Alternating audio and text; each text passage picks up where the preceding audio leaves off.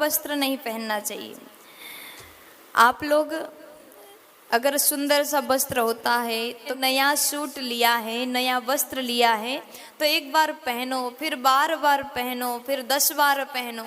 अगर वो बहुत ज़्यादा गंदा दिखने लग जाता है ना, फिर धो, क्योंकि नया वस्त्र जितना धोएंगे उतना ही पुराना हो जाता है। लेकिन ऐसा करना सही भी नहीं है। आपने जो वस्त्र एक बार धारण किया, आप धारण करके कहीं गए, आपने खा लिया, कुछ भी खाए और उसके बाद घूम के घर में आए तो वो वस्त्र अपवित्र हो ही जाता है। आप एक बार जो वस्त्र धारण करते हैं ना, उसको दोबारा बिना धोए, जल से बिना धोए आप उसको पहन नहीं सकते, पहन करके पूजा पाठ नहीं कर सकते हैं। धो कर के ही वस्त्र को धारण करना चाहिए। दूसरा नियम बताते हैं कि आप नए भी वस्त्र पहन रहे हैं, धारण कर रहे हैं, तो पहले थोड़ा सा जल छिड़क दीजिए। जल छिड़कने से शुद्धि हो जाता है, फिर उसके बाद आप वो वस्त्र को धारण कर सकते हैं। और जो व्यक्ति धन के रहते भी मैले वस्त्र पहनते हैं, गंदे वस्त्र पहनते हैं, पुराने वस्त्र पहनते, गंदा वस्त्र, फटा हुआ वस्त्र, पैसा की रहते, धन की रहते कभी ये कंजूसी नहीं करनी चाहिए।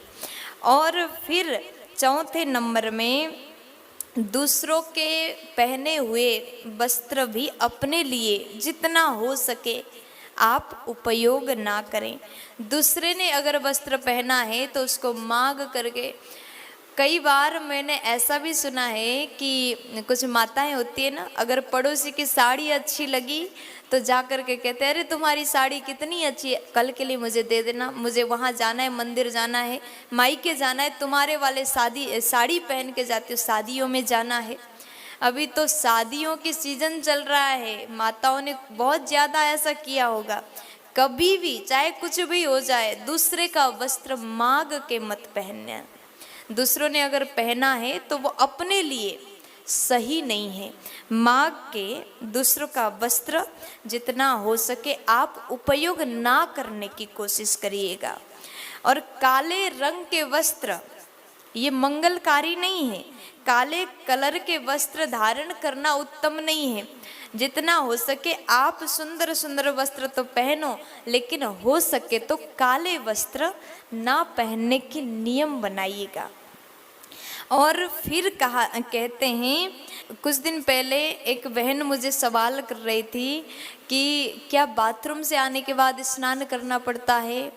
करना पड़ता है। अगर आप शौच क्रिया करके आते हैं तो आप नियम बनाइए, जिस वस्त्र को धारण करके हम बाथरूम जाते हैं वो वस्त्र को दोबारा ना पहने, उसके लिए एक अलग वस्त्र रख लीजिए। स्नान पॉसिबल है तो स्नान करके अन्य कार्य करिएगा।